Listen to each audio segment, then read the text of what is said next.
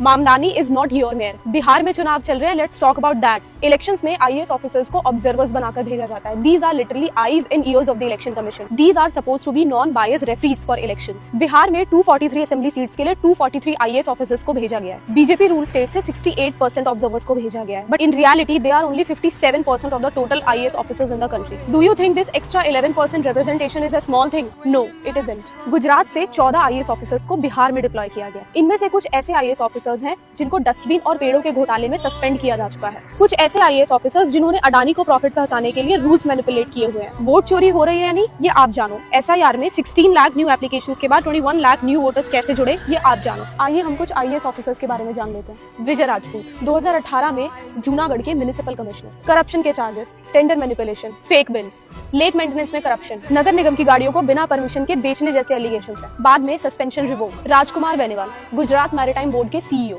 Adani ports के contract को 45 साल का एक्सटेंशन दिया और इसे 75 साल का कर दिया, जबकि नियम सिर्फ 50 साल का ही है। इस एक्सपेंशन में ना बिडिंग हुई ना टर्म्स रिविजिट किए गए। And guess what, Rajkumar Beniwal is now member of Adani ports also. These very people are now election observers in Bihar. Interesting बात यह है, इन 2020 बिहार इलेक्शंस 20 सीटें ऐसी थी जहां पर विनिंग मार्जिन 1% से भी कम था। इस साल इन 20 सीटों पर 60% observers are coming from BJP rule states and 80% police observers on the seats are also from BJP rule states. ये लोग आ गए हैं, चुनाव कराएंगे और चले जाएंगे, बाकी सब ठीक है।